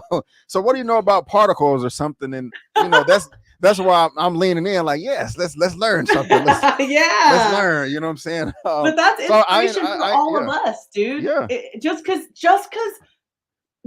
it's not popular doesn't mean it shouldn't be done. Just right, because not right. many people are doing it doesn't mean you shouldn't do it. If you gotta be the first, fine. Be a Yeah, world yeah, changer and a history maker. If you gotta be the first, and that's what yeah, he did because, yeah. um, uh, see, this tells you how much, I know about science. I was about to say physicism. It's okay. I almost slipped up a few See, times this is myself. why You're I good. know my lanes. I know where I belong. But Silly. but I know my gifts. But Yeah. real talk, physics was not something that was popular in America at that time. But Right. because we were found ourselves at the time when he was a student, World War II hadn't happened yet. It was just a lot of talk of stuff. But he was like, as obviously political things are gearing up, and he wasn't thinking, I want to make a bomb. He was just thinking, let's take physics and this theory to America, and then it went where it went. Yeah. But that's a really great. That's why I think this film is so important. Mm-hmm. Mm-hmm. Someone said this is the most important film. It really is because it explores the thought process of the world changers and the history makers, Mm-hmm. and how what if he listened to Heisenberg and said, you're right, nobody's Let me talking stay about here. physics in Yeah. America. I'm Right. going to Right. be a standout, I'm going to be an outlier, I'm going to be a dork, people are not going to like me. What if he let that discouragement get to him, Yeah. and the Yeah. Nazis ended up getting a grasp of the theory? And what's crazy to me is at the beginning when he was saying I'm gonna go to America, they were cool. They were colleagues at the time. But They then weren't. years later, they're in the middle of the war. They find out that they're competing against each other. You know what I'm saying? So No. that's just crazy. I want to know, how that affected them mentally. I mean, they couldn't cover everything, but that is to Hmm. me that's an important aspect. Of the psyche. Like, wait a minute, I'm competing with this guy. They trying to blow us up. We trying to blow us up, but we was in the same classroom. That's just Yeah. interesting. But just also like the way the film progressed, it goes from one student to like 12, and just seeing I how love it. how passionate everybody is and answering questions And and that one engaging. female scientist, the one female scientist that showed Yeah, up, and they were like, "You should stand back. Aren't your ovaries gonna fry?" yeah, that made me want to And vomit. she's like, Yeah, "Your genitals are closer to the bomb right, than mine." I right, love right, that right. line. I love Yes, that line. You and guys even want to measure dicks all day. Why don't you measure how close you are to the atom bomb, you idiot? Leave yeah, me alone. uh, Let me do my work. just fantastic storytelling, and just kind of the scientists and all the engineers and professionals going back and forth with each other in a respectful So way. Because fascinating. Oppenheimer was trying to do some lecture, talk about the equation, but I think Tellers interrupted the classroom and was like, "Hey, man, this right here is more important." And they Yeah. just stopped and all looked at the calculations, and he looked at it, and that's when he went to go take it to Einstein. And so I really did like all that, man. The classroom setting was one of my favorite I have a portions question of the for film. you. What's up? What's up? What do you think about Josh Hartnett, I need to stop calling him that. His character, his position on keeping politics out of the lab. Ernest Lawrence. Okay, Ernest Lawrence. What do you Um, think of that? Because in one way, just do the science, but in mhm. another way, understanding what your science could mean for humanity, could mean for innocent collateral damage. I thought that was interesting in those scenes where Oppenheimer, like the students were like, "Oh, can I use your room for my protest?" And he was like, "Okay, whatever." Or "Can I use?" They were using his room to hold little seminars and meetings about unionizing. Remember, they were going to unionize the scientists, and Lawrence came in and was like, "Union, we're going to unionize. Why don't we?" Robert, we need to focus on this bomb. We don't have time to talk politics. You want to talk politics, then just vote. There's no room for politics in the lab. What do you think about Oh man, that's a complicated question. I want to say leave the politics out of it. I really do. Because I think scientifically you'll have a better result. that? Hmm. I don't know, Kimberly, but at the same time, it is important to know like what you're working on and like the reasoning behind it. Um, I don't know. I don't know. I kind of want to relate that to the plight of black people, because I think that all black people should be united. But when in uniting that, sometimes black people want to bring religion into it. And I'm a religious Mm. person, but I think that should like be left out. There's a famous speech by Malcolm X, the Ballad of the Bullet. I don't know if you've heard it, but it's about, I don't know, 45 minutes to an hour long. But at the very beginning, he says, "Look, I'm Malcolm X. I am a Muslim. Martin Luther King is a Christian. Um, Marcus Garvey was this, but that's our personal beliefs. That's, our God. You can worship him, but leave him at home. Leave that in the closet. But we need to put that behind, put that aside and come together as black people. Let's not let our religious and spiritual beliefs get in the way of us unifying against white supremacy." I don't know if that relates to you. It kind of does to me, and I'm on the fence. Interesting. I'm on the fence. I know for a fact that if the politics are left out, um, I think the science, like, okay, this is a team effort here. Okay. You have at one point when Strauss, not Strauss, but when Sellers quit, like, hey, I don't want to work on this anymore. Oppenheimer was like, okay, you can do the mathematics. So he was delegating tasks, like, I'm going to work on this, I'm going to work on this, I'm going to work on this, I'm going to work on this, I'm going Yes, to I work on remember this. that scene. It's Yeah, a team. It's a team of people coming together to try to solve a problem. Everybody's role is just as important than the other person. sure. If in that team people have different political views, it will unconsciously create division. It just will. Remember he was saying was it compartmentalize? I think That so. that Yeah. Lawrence kept saying, like, we need to compartmentalize, like, with, like, I kind yeah, yeah, kind of along Like, along those lines. if I mean, just, I think with anybody, no matter where they rich or poor, whether they red, black, yellow, white, and brown, if you We know all that have to come somebody, together. yeah, if you know that somebody has different political, religious, or spiritual beliefs than you, it will unconsciously create division. You will not want to spend as much time around that person than you normally would if you didn't know what their beliefs were. Like, if That's somebody, true. I'm just straight up, like, if you found out that I'm, well, I'm this never happened to me, but I had a friend of mine since 2005. We're friends. We've been friends since 2005. I didn't know until 10 years later that he was an atheist, and it shocked me. And I was like, wow. Now the average person, and I'm not trying to crap on anybody that's an atheist, whether or you believe in God or you don't believe in God, but if you have somebody that's a Bible thumper, and I know you know what I mean when I say that, but they find I out went to somebody's ORU, an bro. atheist, Yeah, a lot of Christians will be like, you know what, I don't want to be around this person as much anymore because they don't have the same beliefs as I do. That it shouldn't be that way, but that's just the reality of it. So bringing that back to the film, I don't know, Kimberly. I because just in that example I listed, if you're a team, it's best you guys come together, but it'll be harder if they knew in that room that each of them had different political views, and yeah. so it's a And you could slippery slope. ostracize one, because remember they got to that point where Teller, when I mean, one, Los Alamitos or Los Al- Alamos? I think it's Alamitos. Alamos. Alamos, thank you. Los Alamos, one, sidebar, how interesting is it that they made a town so quickly for Man, so many yeah. people? A secret town, by the way.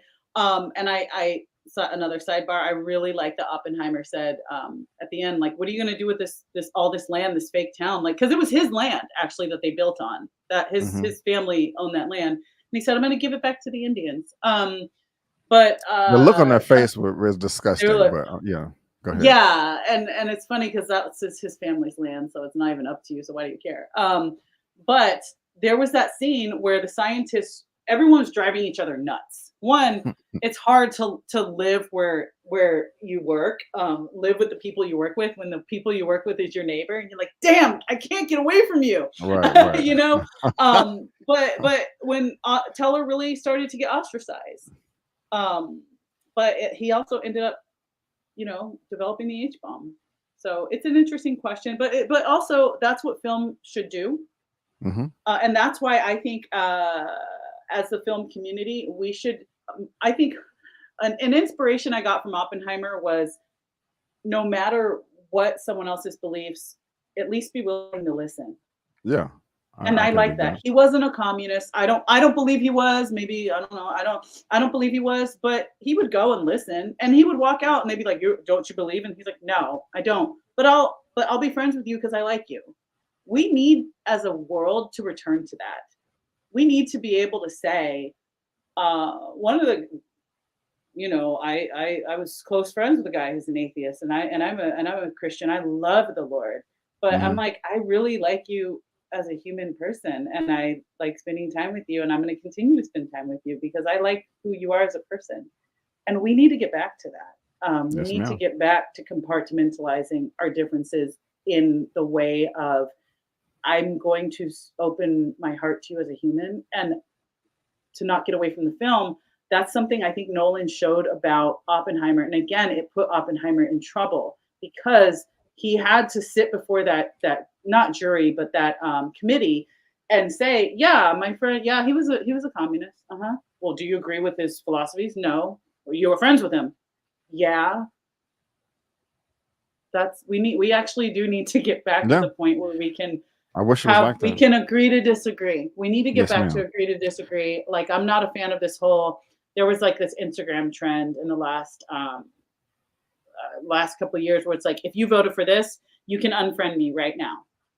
I don't believe that because if you do want to change the world, then you should stay friends with people. So through love, we can all change each other's minds. I don't believe in unfriending someone simply because of well, if you voted for this, if you believe in this, you can just unfriend me right now. I don't believe in that. We're never going to change the world if we can't come together and have conversations. And Oppenheimer was open enough to have those conversations, and it nearly destroyed him. I feel the same to a degree. To a degree, but I I won't mean, push unless it you're back too posting hard. stuff like "Let's cut off the tongues of cats," Right, like right, we can't yeah, be friends. yeah, You know right, what right, I'm right, saying? right, Like if you're nuts, that's different, right, you know. right. But you That's get what the I meant. overall gist. I'm saying, like if you're a Christian and I'm an atheist or vice versa, I don't see why we can't enjoy tacos Exactly, Tuesday. Like, exactly, come on. exactly. How do you feel about the kangaroo court? You know what I mean? Kangaroo Court, was that the When congressional hearing? Well, not the Am I hearing was forgetting? when the hearing was with Oh, RDJ when they had him in that little oh, room and it was yes, a farce. yeah. Um, and I gotta say something. I want to say something about that. I want to talk. Thank you for asking that. It kind of leads into something else I wanted to talk about of Christopher Nolan's use of nudity. Um, this is a first, I think, too. yeah, this is a first for Nolan to use sex scenes and nudity.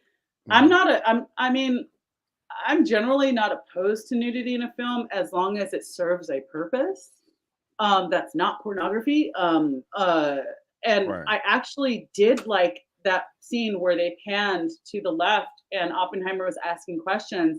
And then when they started asking questions about him having an affair and it's like you can ask me like, did you have an affair? But you don't need to go into detail, and I don't need to tell you details. And then it pans, and then he's sitting there naked, and that was such an excellent oh, Nolan, that was brilliant. I thought you were gonna say Just you hated it.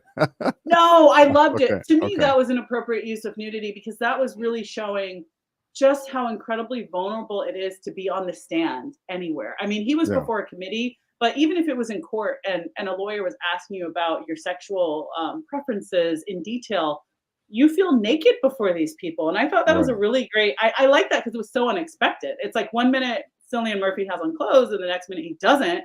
And I could have done without Florence Pugh writing him, like in the committee. You could have just shown her naked back. Right. Obviously because it was a communication between her and Kitty of like, haha, I slept with your man. Obviously it was Kitty having to listen to details of my husband's Right. affair in Right. front of people, and I'm humiliated, especially back then in the 40s and 50s when people were rather conservative in their sexuality and openness. Um, I could have done without the butt crack. I didn't need to see all of that. And for me, I like I said, if it's artistic, I'm actually not opposed to nudity, depending on how it's used. But I just felt like for Nolan, for me, and tell me how you feel, but I feel like this was kind of his first try with sex and nudity, and I could have done without a lot of it because for me, it wasn't so much I was offended. It's like people have sex, okay. It wasn't so much that I was offended, but I'm like, Nolan, you have a certain gift that you bring to us. And I know you're trying out something new, but honestly, I don't think you need to do it again because to me, it deterred from his creativity. And Okay. that's how I felt about that. How did you feel about the Well, his first yeah. go round with sex and nudity? Yeah, it definitely wasn't sexy at all. And Mhm, I don't think it was meaning to be. I think it was the purpose was to make it uncomfortable because, mhm, like you said, Oppenheimer was uncomfortable. You feel naked on the stand with all these people harassing you with ridiculous questions and accusations, and just kind of stuck like a deer in headlights. Like, why are you even approaching me like this when my intentions were good? Y'all are treating me like I'm a demon, and that's how mhm, he felt. But mhm, also, even though it was weird and uncomfortable, I'm kind of glad that we got that for Kitty to see it because mhm. I felt that she deserves it. I felt that she deserves to be tortured in a way because she wasn't a good person to me. She was a she wasn't. You and You're me. getting she is a hip. You're Oh, getting you and mad. me. She's getting mad at Oppenheimer for his infidelity, but you're on your fourth husband and you're doing this and doing that. And oh, I just married this person because my first husband died and I didn't want to be by myself and he was just available. That's ridiculous.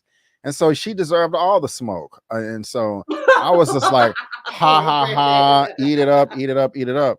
I'm just being honest with you. Brandon. Like I was like, yeah, suffer. You deserve it. You bad person. You.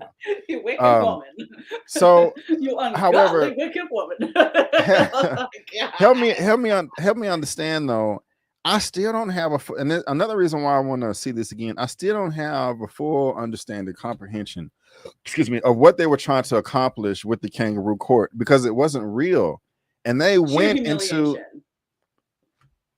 But Okay, okay, but so like but in front of who? No, because they said it themselves. Like nobody's going to know about this meeting. There's no yeah. reporters. There's no cameras. There's no press. Nobody is going to know this exists. So they're having a conversation behind a wall that won't ever get out. So I just didn't. I don't get the point. I just don't. I'm not saying that. I just don't understand. Um, the way I understood it, and again, maybe the scene is subjective because I know a fairly interesting amount about the Manhattan Project and like Los Alamos and the Trinity test. I know I love history and I know a fairly good amount about that, but I actually don't know a whole heck of a lot beyond what I saw in that scene. So I can only tell you my interpretation of it was um, that Strauss. It was you have to understand Strauss was actually a very powerful man politically. Hmm. He was up there. He wasn't a part of the White House cabinet, but he was appointed. He, his case was about him being appointed as the secretary of um, I oh my forgot God, what's the word for money? the See, treasury. again, I know my lane, and it's not politics. I forgot. It starts with a C. It's a C word. I forgot But too. You're good. You're good. he was appointed. He was being appointed by the president at that time to Congress. He didn't pass because Kennedy shot him down. Thank God because of his work against Oppenheimer. The Kangaroo Court. I really think what that was. My interpretation was Louis Strauss was a powerful man with powerful friends. He called in some favors to humiliate his adversary and to try to get it on the record to further discredit him as a patriot. Because I don't care how brilliant you are as a scientist. And again, that's a lot of McCarthyism. I don't care how brilliant you are. If you are tied in with communists, you are nothing to us. So he knew he was brilliant. He knew Louis Strauss knew how brilliant Oppenheimer was, but he wanted to discredit him to the scientific community. Thank you, Commerce. Thank you, Earl Love Jr., Secretary of Commerce. I appreciate that, man, because I said C word, and that's You clearly knew more than me. You good. stupidity. You good. So You good. anyway, You good. thank you, bro. Thank you, bro. But honestly, it was.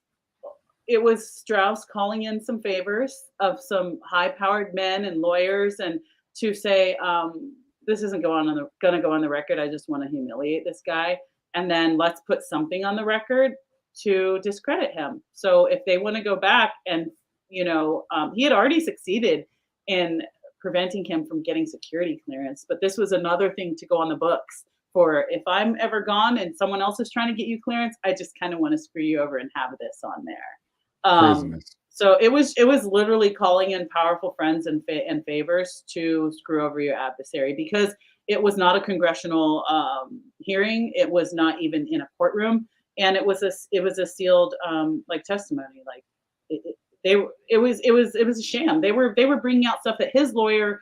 Remember, his lawyer was like, "Wait, where'd you get this transcript? I don't have Yeah. this." And it was just an unfair thing. But forgive me if I'm scooting ahead. I don't want to scoot ahead, but honestly, what was so powerful to me about why Oppenheimer wouldn't fight, because remember, Kitty was like, Bro, you, fight back, you fight back. got some pull, honey. Like you Yeah. invented the atomic bomb. You have some pull. You helped to end what some people thought was ending World War II. You have some pull. Fight back. And outside their home, it was really interesting when she said, "Do you think that by allowing them to tar and feather you and humiliate you, that you would get the world to forgive you?" Hmm. And that to Yeah. me was the major theme of the political side of this film. Yeah. Is he could have fought back. He could have said, you're not gonna sit here and ask me about my sex life. That's none of your business. But he didn't, because honestly, he was looking to be absolved. He was Right. looking to be, when the numbers came in, how many people did you kill in the blast? And then a month later, I think 6 weeks later, people died of radiation. Yeah. They developed cancer within weeks. Like it was nuts. Yeah. And there was that scene where they were looking at the projector and looking at footage. And again, thank you to Christopher Nolan for not showing us. They only showed that they were looking at a projector, and they communicated that they were looking at the fallout from the atomic bomb. And there was a point where he's looking and his head just goes down and his hands covered, because we can imagine he was looking at burned children, burned elderly people, burned innocent people, and he was just, oh my, I don't want to see this. I don't need to see this. Um, he wanted to be absolved of that. So that's why he let whip him, so to speak. That's why he went. It was a 30-day committee meeting. So he went back That's day crazy. after day after day and allowed himself to be humiliated, because he wanted somebody in there to feel for him and absolve him in some way for this atrocity. I got you. I got you. Well said. That was my Um, interpretation. I may be wrong. no, I thank you. I appreciate it because that was one of the things I struggle with. So I thank you for laying it out. That makes Absolutely. good sense to me. We spoke about this briefly earlier. The cone of silence when the bomb went off, and so I kind of want to ask you about that. It was one of my favorite parts of the movie, the assembling of the bomb and them testing it out and bringing it in piece by piece. And so then when they finally went in the bunker and set it off, putting on the sunscreen, laying on the ground, all of that I found was very, very fascinating. So Toll and fascinating. the montage effect right there. It was one of my favorite points. I think that was maybe around the 2 hour mark of the movie, since it It was was. 3 hours. But yeah, I mean, any takeaways from that point right there? Because I love a nice little montage and all of Yeah. that. You got this score by Lug. Pronounce it for me. I know you're an expert. Ludwig Göransson. Yes, yes, yes. We need to clip that part right there and make it a separate video. But yeah, man, how did you feel about the assembling of the bomb and all Well, that hot in terms jazz? of yeah, man, in terms of Nolan being a master at action set pieces, that middle scene, no car chases, no no guns blazing. That was your action set piece for Hmm. Oppenheimer. Oh, you're welcome. That Yes, was it. And I too absolutely, yeah, I agree, Chief. I absolutely love that scene. And you bring up something I did want to talk about is, of course, Nolan has, with his past relationship with Hans Zimmer and now with Ludwig Göransson, he really understands how to pick the right people that can tell the story of the film through music. That's the hmm composer's job, right? Creating the score is. Is you wrote the screenplay, you directed, great. Now let me tell the story through notes and instruments, right? And so the use of the music in the film was just visceral. It was amazing. However, Nolan has this wonderful use of silence. Hmm. Because if you think about it, for anyone who's been through a trauma, whether you have been in a car accident, if you've experienced the unfortunate experience of being involved in a shooting in any way, if you're a veteran and you know what it's like to be in combat, anytime we're telling the story of trauma or action or violence or combat, we're talking about, and then the car screeched and it toppled over and there was this bang, bang, bang. And then, oh, you wouldn't believe it. There was a gunshot. And then I heard another one and pop, pop, pop. We're talking about all the action, right? Hmm. For every trauma, every situation of violence and sound and booming, whether you remember it or not, there's an eerie, haunting silence. If I know I've been not major car accidents, but I've been, little fender benders, and it's like, it's just, and then there's this moment of silence between someone coming up to your car and going, "Are you okay?" There's this moment of silence between the trauma and the sirens. There's a moment of silence in between pop, pop, pop, pop, pop, uh, gunfire or mass shootings, which I hope no one's experienced. But especially if you're a veteran and you've served, you know that after the gunfire, there's this moment of silence that's so eerie that nobody really talks about when we recount trauma. Christopher Nolan marinates us in the silence of a traumatic moment. Hmm. And that is what made this Trinity testing scene so incredibly powerful is, the guy, Josh Peck, his hand is over the button, and he's telling him, we could set the world on fire, but you're going to press the button. Oh, okay. And then you've got the guy, you got Jack Quaid sitting in his car and they're like, aren't you going to put on glasses? He's like, no, the glass will protect me. Which, if anyone knows, had he been any closer, he just would have killed by a million shards of glass, Eugene. Right, right, By the right. way, he was one of the guys that works on the bomb, but okay. And then you have Benny Safdie with this lotion. Yeah. It puts the lotion Right. on. Dripping It off puts his the face. Yeah. lotion on. Yeah, Marv 007.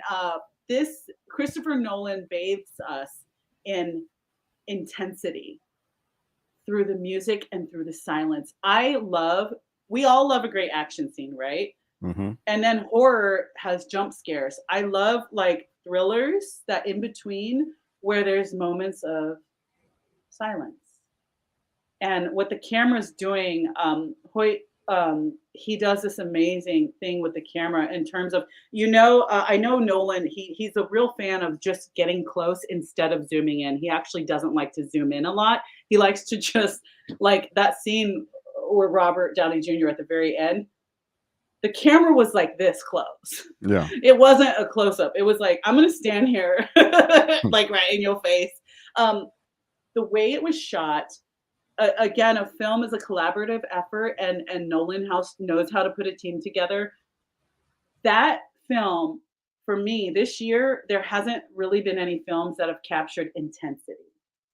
That film was pure. We've had, Fast and Furious. They're pure adrenaline, right? They're just pure adrenaline movies. This film was 100%. If you could put it in a little tablet, it would be called intensity. Nolan delivered. He gave us pure intensity. That moment, I tell you, I went by myself, so I was sitting between two strangers. And in that moment, I tell you, I almost grabbed him and was like, "Girl, I know you don't know me, but I can't take this. Like, I know that you're somebody else's man, but can I grab your Yeah. arm?" Like, I Hilarious. wanted. I was just like in the chair, like Wow. I was sitting. At one point, I was like this. I was crossing my arms, like, okay. I couldn't take it. That intensity of that moment was crazy because again, there was that little chance that he could have set, I don't know, the atmosphere on fire. Um, Yeah. and that scene was it was sheer intensity. It was a masterpiece of directing. The use of silence was so palpable. I got you. Okay. Yeah, you're right, and it's scary because I wasn't expecting that. And then when the explosion finally went off, it scared me. I kind of jumped in my seat. Oh shit! Oh, You know. oh, So I yeah. I do this embarrassing thing where I yelp. It's so embarrassing. I yelp like a little dog. I'm like, like I was. It's so Funny. embarrassing. And That's anyone funny. who sits in the theater, my sisters hate it when they go to the movies with me, and they look at me like, "You so scary? Why are you so scary?" That's And I funny. was That's just funny. like, I yelped a little, and I like covered my mouth because the blast is coming, right?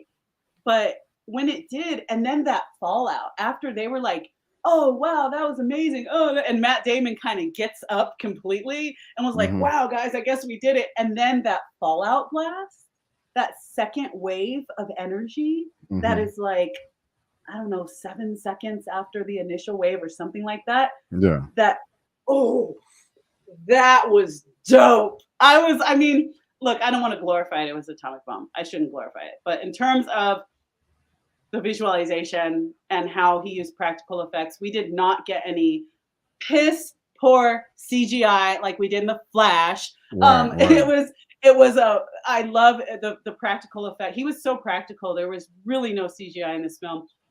That scene was just I'll say this right now. Whatever you're wearing, make sure you can't see the sweat under your arms because you're going to be sweating. When you come out of that theater, you're going to be Ah, sweating. Yeah. right on, right on, right on. Well, thank you for that, ma'am. Well, Kim, what else about this movie that you want to get off your chest that we haven't discussed yet? And what are your final thoughts to Um, wrap this thing up? I'll wrap it up. I'll try to be succinct. Honestly, Christopher Nolan's best film in my book. It kind of was a return to the intensity of Memento. I thought for a 90% cerebral um, script, I thought he did an amazing job with not having a lot of action to communicate through. I thought Ludwig Göransson did a wonderful job telling the story and making my heart kind of beat to the sound. When you're watching a movie, your heart almost beats to the sound of the music. Um, and Ludwig did a wonderful job in that. Um, I liked learning about the scientific community and the bonds and the friendships, and I loved about the scientific community that you can totally not like a person and respect them. I I like that got a you. lot. I like that you can have differences and be like, I mean, I don't like you, but you're brilliant. I would love to return to a time where we can sit across from each other and say, I don't even like you, but you got some dope thoughts. I thought that one of my huge takeaways was I love biopics. I love history, and please don't be scared off by the fact that this movie is more of a thoughtful film and not so much action. Please go into it to learn. Because something people need to understand about Oppenheimer is that I don't believe he was a villain. I don't believe he created this to hurt children. A lot of those images I saw in National Geographic when I was 16 stick with me today, and I don't believe he intended to have kids end up like that. I Yeah. think he you have to remember he was a Jew. This was World War II. The Nazis were bad to begin with, like they were a threat to America, but also his people were being massacred. For the Jews, I mean, imagine having slavery happen in another country, but you're here and you're fine and you're free, and your people are being led into gas chambers. Imagine being able to be alive to see that. You have Yeah. to understand where he was coming from when he used his talents to create this bomb because he wanted to fight the Nazis. They weren't talking about Japan. He got screwed. One of the major themes of this movie is he got screwed with his Hmm. pants on. And then when Man. he had further input, they said, "Thank you. We got what we needed. Peace out. I'm going to give you this right here. I don't need Yeah. you. I don't want to hear what you have to say." Matt Damon did a phenomenal job. Killian Murphy, that's an actor who, it's one thing to act out a scene and say words, it's another thing to be completely immersed and not thinking the thoughts of that person, but thinking the thoughts organically. He on his face said so much about, in this moment, I am Oppenheimer and this is what I am thinking. This is the weight that I'm carrying. Simply for his non communicative scenes alone, I want him to get an Oscar. that man did so much with his face. Oh my god. Yeah. I want to see a nomination for him. Absolutely, I want to see a nomination for Nolan, which we will 100% get. If we don't, that's not going to happen. He's going to get a nomination. Matt Damon was fantastic. He was awesome. Rami Malek, Gary Oldman, all of these Dane crazy DeHaan, the spy. cameos. Yeah. Dana Han, I loved him. We didn't mention Casey Affleck. Yeah. Yeah. Casey Yeah. Affleck was up in that piece and coming in as this general that was more of like he was an assassin. Honestly, he was the guy that gets information and decides who gets killed. That guy was cold blooded. I loved seeing him there. I loved that this was a period piece. Emily Blunt and Florence Pugh did an equally wonderful job playing complicated women without playing them as hysterical or angry or I'm PMSing or it's just that time of the month. I just got an attitude. No, I'm a complicated woman and I got a lot of thoughts, but I'm also loving and compassionate. Hear me roar. I thought that was great. And very lastly, I think history is important. We don't know where we're going until we understand where we've been.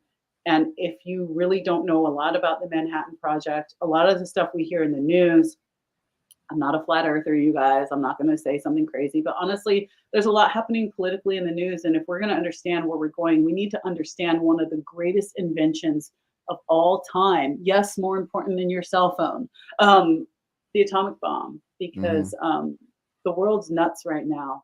And we really need to understand some aspects of this. And another thing I want to take from this is hopefully we can all be a little bit more like Oppenheimer in that we can agree to disagree and still listen to one. Right on. Right on. That's my Um, take. Thank you, ma'am. I agree with you wholeheartedly. I could have spoken more about Matt Damon because he was hilarious. He was the comic relief. He was like constipated during the whole movie, and I don't blame him. You Brother know, needed some prune juice. yeah, yeah. Like, He was. Oh God damn it! Yeah, he was. He was very funny. Real quick though, Chief Leaf, great commentary here, as well as Layla Uninterrupted. They think disagree with me on my assessment of Kitty, but also I forgot about this guy David right here. Krumholtz, Yeah. that's my dude from Adam's Family Values. I'll never forget that camp scene with Wednesday. That's the dude right there. I thought he did. Thank you, Chief, for mentioning him. He did a phenomenal job, and again, his friendship with Oppenheimer as a fellow Jew, and being able to feel what he felt as, yeah, we're at war, but our people right here, we're suffering. And I Hmm. thought that was a beautiful relationship. He did a wonderful job. I love that several times he brought him an orange and was like, "Eat something. You need to eat something." He Yeah. had that Yiddish going and like that great Jewish mom, like, "Eat, eat, eat, Yeah. eat." I Also, love that caring relationship. I also forgot to mention towards the end of the film where Oppenheimer and Einstein were talking, and he had Einstein had a little bit more wisdom. Just like, hey, Mm, it's gonna be a certain point in your life where you're gonna. I forgot what I'm paraphrasing like a mug. It was when everybody was older, and he was mm. getting recognized, and he was like, they're not doing it for you, they're doing it for the bigger picture, or something like that. It also showed Kitty. No, it showed Teller's trying to reach out and shake Kitty's hand, but she didn't want to shake his hand I because she got was it. she was mad, Oh, and she called him out. She called Oppenheimer out earlier, like, you shook his hand. He threw him to the bus. How can you shake his hand? I yeah. like that scene as well. But yeah, this was a fantastic film. And There I were did love it. What's up? was it the quote when he said, "Just because we're building it doesn't mean we get to say how it's used"? I don't remember. Was it that? I That don't was remember. this movie was full of great quotes. Yeah, That and it was a lot. they It won't was it hear was, it it and was fully towards the end. understand it. Yeah, yeah, Yeah, they it was won't towards the understand it end. till they used it. I don't know. There was I know there was a lot of quotes. I actually was mad. I was sitting between two people because usually I like to sit in the back and I take notes during the film because I have so much to that I'm thinking about. There were so many. Oh, Yeah, Chief's got it. Mm, yeah. I really did like that right there. Layla talking about Kitty was a G, so I appreciate everybody's commentary here. she had that Oh smoke. man, She had yeah, smoke for days she for did. everybody. So I really did love the film. And it is one of his best. It's still just not my favorite, and I can't complain about anything, but I still can't say that this is his best film for me, even though it is up there. And it's funny, I can't complain about it either. But my favorite Nolan film to date is this right here, and that's The Prestige. I Oh, love this that's my movie jam. so much. That movie's And special. right Very after that, it will probably be Inception, and then I got to think about it. But next would either be Batman Begins, The Dark Knight, and Oppenheimer. You know, mm, it's Dunkirk, and the Dark Knight Rises is at the bottom. I still got to see Tenet again. Um, yeah, I gotta I listen got to it. I got my whole collection down here. I'm not There you gonna. go. I could pull it out, but we've been here almost 2 hours, and so yeah, We're vibing. We're vibing. We're vibing, Brandon. It's okay. yeah, I know. Interstellar was the goal. Yeah, let me Yeah, and yeah, I got them all down here. But yeah, guys, Oppenheimer, latest film from Christopher Nolan. Cam thought it was fantastic as well as I did, and that is all that we have for today for this spoilery review. Please let us know what you think down in the comments section as well. We would love to hear all your thoughts and your comments and engage with you in the chat. I know I'm gonna be in there like swimwear, and so again, let us know how you feel. Bro, you got to show your collection before that 50K. So no, I got to get to 50K first before I show the collection. So I'm gonna bring out the VHS tapes too. Yeah, Kimberly, I've been saying for the longest I'm gonna show my whole collection, but I got to get to 50K. So if you're watching this, you got to y'all share the need to tell video. a friend. Let me say this right Yeah. now, Brandon. Tell a friend. Remember back in the day, you guys, when the internet had just come out and every email that came through, we felt like we needed to forward it on. Well, we need to get back Yes. to that, and you need to forward on Yes. a link Oh my God. to this video to your friends, like those forwards you get from your auntie that you didn't want, talking about the end of the world. hmm Um, you need to forward, click share, like and share. We need to get back to sharing Yes. on Instagram. I like to share other people's stuff, share Brandon's stuff, share my stuff, but tell a friend to subscribe, and Yes. remember that you're a lot of people may tune in that actually aren't subscribed. Make sure you guys are subscribed to Just My Opinion. Yeah, yeah. If you do subscribe, man, this is what you're gonna get. You're gonna get movie reviews, spoiler movie reviews like now, martial art movie reviews, and me covering various TV shows on streaming that I'm into, like Warrior Season 3. What is this? Secret Invasion, a movie news roundup show, comic book show, trailer reactions, interviews. I got a mixture of everything. And so make sure you subscribe. Mama Avery, everybody say happy birthday to mom. Today is her birthday today. Happy She turned birthday to 42 years you. old. I'm teasing. But Happy yeah, birthday, sis. I'm about to link up with her right after this for to celebrate some birthdays. So I love you, mom, and thank you for being here in the chat. Kimberly, do you have any announcements that you would like to I make for the do. good people out there? What you got going on, man? I do have an announcement, you guys. I'm kind of gathering it together, but I'm really excited. I've got a podcast coming. It's called "The Film That Made Me." Dot dot dot. And the podcast, I actually am going to have some super famous people on the show. They're going to be you. I want Oh, to talk to you. I want to okay, talk to people who have had made a major life decision based on inspiration from a film. okay, Maybe you lost a lot of weight because of inspiration from a film. Maybe you completely changed your major in college based on inspiration from a film. Maybe you decided to finally get the courage to ask that girl out because of inspiration from a film, and now you got 3 kids. I want to talk to people who have made major life choices based on inspiration from a film. You I can got a email movie for you me. too. Yeah. Yeah. There you go. Yeah. You guys can email me at whatisgoodkimberlyproductions@gmail.com. Again, it's whatisgoodkimberlyproductions@gmail.com. I want to talk to you. It's a video podcast and it's a streaming podcast. And then if you don't remember that email, hit me up on IG. Let me know you're interested, and I will send you my email and we'll talk from there. But that will be coming in the fall. Again, it's a new podcast called The Film That Made Me. Dot dot dot. Because you Yes. know what? Yes. Let's talk about it. Let's talk about it. Let's talk about it. Yeah, I got a film for you too, in mind. So that's what's up right there. Also, guys, shameless plugging time. Check out my non-spoiler review for That Clone Tyrone and the spoiler review for the same film that we did yesterday. And I may be going live later on today for the super duper superhero comic book Smashdown. But I don't know. I may just be having so much fun kicking it with my mommies that I, may not come back until tomorrow. We'll just see. We'll see. I'll update you guys in the community tab. But guys, again, we just want to thank you both so much for tuning in. And before you go, don't forget that I'm B. Avery, that's Kimberly, and that's just our opinion. Peace out, and we'll see you next time.